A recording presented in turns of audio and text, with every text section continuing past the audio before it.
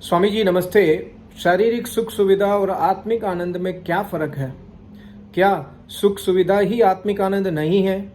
For example, जब मैं AC coach में ट्रैवल करता हूँ तो मुझे शारीरिक कंफर्ट मिलता है और उससे मुझे आनंद भी आता है। लेकिन अगर टिकट ना मिले और मुझे जनरल क्लास में जाना पड़े तो शारीरिक दुविधा या कष्ट होता है, जिससे मुझे दुख होता है कि काश मैं एसी कोच में होता। फिर शारीरिक सुख सुविधा और आत्मिक आनंद को वेद में अलग अलग क्यों कहा गया है? मेरे आचार्य जी स्वामी राम स्वरूप जी योगाचार्य, उन्होंने उत्तर दिया बहुत सुंदर वेबसाइट वेदमंदिर.com में। नमस्ते जी, शारीरिक सुख सुविधा और आनंद एक समय में नष्ट खत्म हो जाता है, जबकि आत्मिक सुख सदा बना रहता है। शारीरिक सुख विकार है, जबकि आत्मिक सुख एक शुद्ध शुभ निराकार ब्रह्म की भक्ति है। शारीरिक सुख मृत्यु की तरफ जाता है, जबकि आत्मिक सुख अमृता की तरफ ले जाता है। सुख सुविधा आत्मिक आनंद कभी नहीं हो सकती, क्योंकि आत्मिक आनंद मिलता ही तब है जब इन भौतिक सुख सुविधा की ओर से साधक मुख मोड़ लेता है। इसलिए सुख सुविधा भौतिक क्षण भंगुर नाशवान आनंद है, जबकि आत्मिक सुख आध्यात्मिक आनंद है। आपको आनंद आता है, कभी इस पर विचार करें कि एसी कोच में शरीर के जरिए आपको आनंद आ रहा है, शरीर को नहीं आ रहा है, क्योंकि किसी भी डेड बॉडी को आनंद नहीं आता। तो वे कौन सी चीज़ है जो शरीर से निकल जाती है और शरीर से स्मेल आदि आनी शुरू हो जाती है और शरीर की इंद्रियां काम करनी बंद कर देती हैं।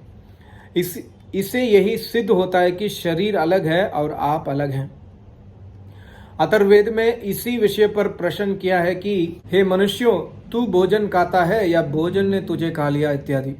ये विषय बहुत गंभीर, गहन और लंबा है, परंतु मैं शॉर्ट में आपको कह रहा हूँ कि एसी कोच में जो आप सुख ले रहे हैं, तो आप सुख लेने वाली जीवात्मा हैं, जो शरीर की इंद्रियों द्वारा एसी का सुख ले रही है। जीवात्मा अलग है, शरीर इंद्रिय अलग है।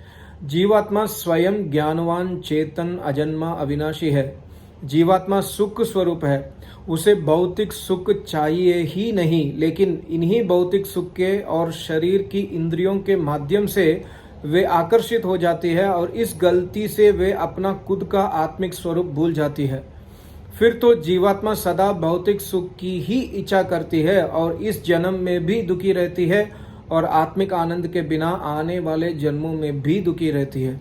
इसलिए वेदों में कहा, भौतिक सुख धर्म के अनुसार शरीर को दो, अर्थात शरीर को बनाए रखने के लिए इसे अन्न, दूध, घी, मकान, दुकान, पैसे सब दो, लेकिन साथ ही साथ जीवात्मा वेदों के ज्ञाता गुरु से ब्रह्म विद्या को प्राप्त करके अपने आत्मिक स्वरूप को भी जाने, तब ही मनुष्य शरीर प्राप्त करने का एम सफल होता है। कई तपस्वी ऋषि मुनि जंगल में जाकर, गुफा में रहकर, जंगल में कंदमूल खाकर, सर्दी गर्मी धूप को खुशी खुशी सहकर तपस्या करते हैं और आनंद में रहते हैं। तो मनुष्य का शरीर आत्मिक सुख प्राप्त करने के लिए है। थोड़े से टाइम के लिए केवल नाशवान भौतिक सुख जो शरीर और इंद्रियों के जरिए मिलता है, वे दुख देने वाला और नाशवान है। इसलिए यजुर्वेद में कहा कि मनुष्य भौतिक और आध्यात्मिक दोनों मैटर्स में प्रोग्रेस करके आध्यात्मिक सुख पाए। आई होप आपको समझ आया होगा। सबको नमस्ते। ओम।